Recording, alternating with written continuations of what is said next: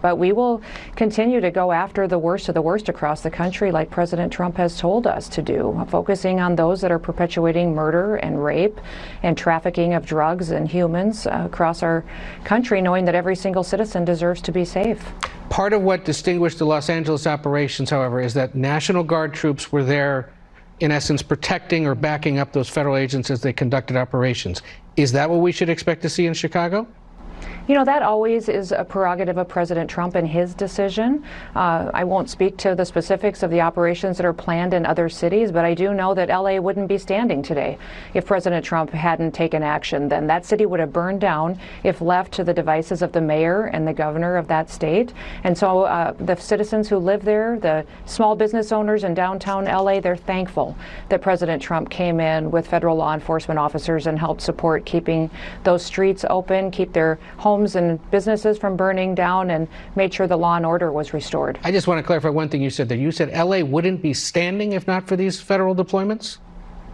So many of those homes and businesses that were in downtown LA and in those areas were dealing with riots and violence, and coming in and bringing those federal law enforcement officers in was incredibly important to keeping peace.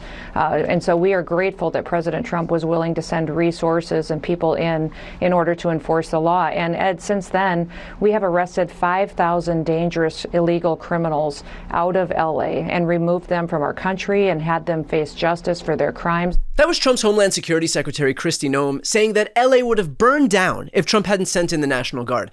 I live in LA. With every fiber of my being, on my friends and family, I can assure you that Kristi Noem is 100% full of shit. Protests took up maybe 3 blocks of downtown LA. That's it. A few Waymos were set on fire by people who wanted to instigate a fight. This wouldn't rank in the top 100 protests this city has seen, and so the notion that it was necessary to carry out only the 6th major deployment of the National Guard to Los Angeles since 1965 is an absolute joke. It was an excuse not to quell the protests, but to incite them. Even the police chief admitted that it was unnecessary. We know the governor's pushing to get the National Guard out of LA, but you've spoken with the city's police chief. What did he have to say about the president's decision to deploy troops there? Yeah, Errol, good morning to you. The police chief telling me that that move was unnecessary, going on to say that the National Guard at no point has provided assistance to them since the Guard arrived here on Sunday. We're actually here outside the staging area for the Guard troops. 4,000 have been deployed to downtown Los Angeles. We have not seen in our reporting the National Guard out on the streets. Instead, they've been primarily focused on federal buildings. In fact, their very presence has attracted more protesters, and we have watched as the LAPD has stepped in to assist holding those protesters back. The police chief saying at no point has there also been coordination with the federal government. Take a listen to our exchange. We don't need the National Guard, and they're not here to help us right now. They're here to facilitate what the federal agencies are doing on the immigration front. See, I'm confused because President Trump said that they were brought in to assist with the protests. Yeah, well, that's not our understanding. Not only did the LAPD not request assistance from the National Guard and federal troops, but the presence of these troops actually exacerbated tensions. Trump claims to have wanted to quell the protests when in fact he incited them. Also, Noem herself used to have some pretty strong opinions about the federal government coming in and taking over. She tweeted back in 2024, if Joe Biden federalizes the National Guard, that would be a direct attack on states' rights. Over the last several years, we've seen Democrats try to take away our freedoms of religion, assembly, and speech. We can't let them take away our right to defend ourselves too. South Dakota defends the Constitution. And she also said this. The Republican governors, they all deserve credit, that stood by Governor Abbott's side. If you didn't stand with him in solidarity, I'm not sure Biden wouldn't have precipitated a real crisis down there. Yeah, Sean, I went the actual day that showdown was supposed to happen. People asked me why, when I heard the news, I immediately the next day was at the border. And it was because of what I heard Democrats encouraging the president to do. They were encouraging President Biden to activate our National Guard soldiers so that they would stand down. He actually was going to take control of our South Dakota National Guard and actually activate them so that they would not protect America. So recognizing the real threat that was to states' rights and how that would be the the first time in history a president would pay a soldier to not fight, to not protect our country. Made me show up in Texas the next day to let Governor Abbott know I'm here. South Dakota is with you. We will defend our Constitution. We will defend our rights, because the last several years we've seen the Democrats take away our freedom of religion, our freedom of assembly, our freedom of speech. We can't let them take away our states' rights, too, especially our right to protect ourselves. So Kristi Noem thinks that sending in federal troops is a, quote, direct attack on states' rights, and that the effort to prevent the federalization of the National Guard is akin to defending the Constitution, which would mean, in effect, that what she herself is now defending is undermining states' rights and shredding the Constitution. Honest question here. Can anyone tell me what the Republican Party actually stands for? It certainly isn't states' rights as they send federal troops into our states. It certainly isn't fiscal responsibility as they explode the deficit to an unprecedented degree to give the richest Americans a tax cut. Certainly isn't family values as they line up like lemmings behind the guy who is right now, currently, covering up the Epstein scandal. So other than blind allegiance to the God King, what do they actually stand for? But just like Noem has compromised her values, other Republicans are following suit. I spoke with one right-wing commentator on News Nation about the hypocrisy of the party of small government now rallying behind the federalization of the National Guard. So, Brian, the number one criticism of Governor Newsom is going to be, well, he saw the results, so he's copying Trump. He's trying to do everything he can to thwart off Trump bringing in National Guard. Talk a little bit about what the governor in California has to do to get results and how he deals with kind of the political fallout and opportunity that he's creating. Well, I think he's not copying what Trump is doing. Trump sent in federal troops, which should be overseas. They should be fighting foreign wars.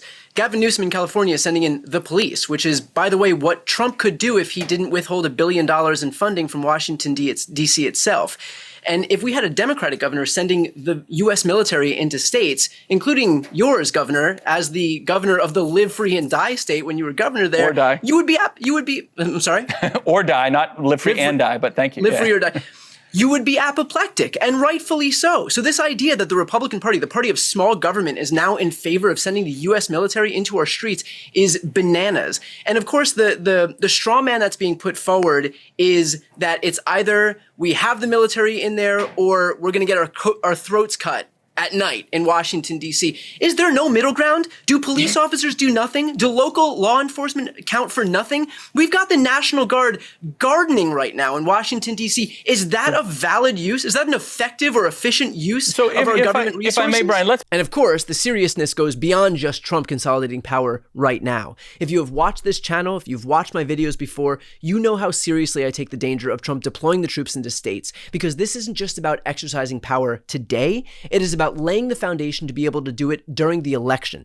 Remember, Trump already tried once to seize voting machines. He already tried once to block certification of the election. He already incited an insurrection at the U.S. Capitol. Imagine how much easier his nefarious efforts will be if he now has boots on the ground in the form of these soldiers, as Mark Elias explained here. I believe, and have been saying for some time, that Donald Trump is a dictator, and that we are further along the road of authoritarianism than people want to admit. You know, if you go back and look at what people in Hungary said about their country, they too were very slow to say that Viktor Orban was a full-out dictator. Donald Trump is not deploying the military in these cities because he cares about the people of those cities. He's not even really deploying them for immigration. Now, he has made ICE like what would be essentially the fourth largest military in the world if it was military, all right? So he's deploying a ton of resources around deportations.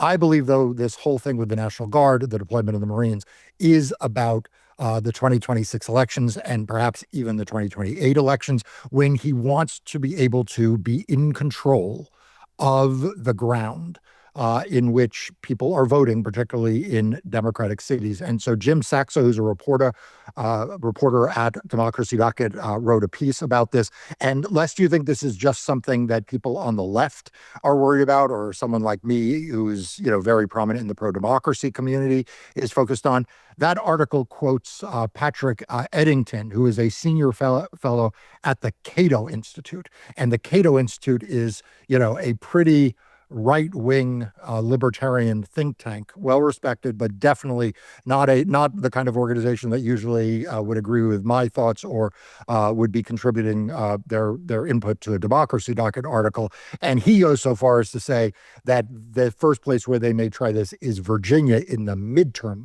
in the off-year elections, the 2025 elections this November, as a dry run. The reality is that Kristi Noem is not there because she has any semblance of consistent principles. She is there expressly because she is a Trump sycophant. She is a yes man. She is there not because she's strong, but expressly because she's weak. She will bend to Trump's will. If ever there was a reason to fight back now, it is because we know that all of the barriers that were in place during Trump's first term are now gone. And Kristi Noem's presence in this administration is a testament to exactly that. Before you go, if you enjoyed this content and you want to see more and support independent media, please subscribe to this channel. The subscribe button will be right here on the screen.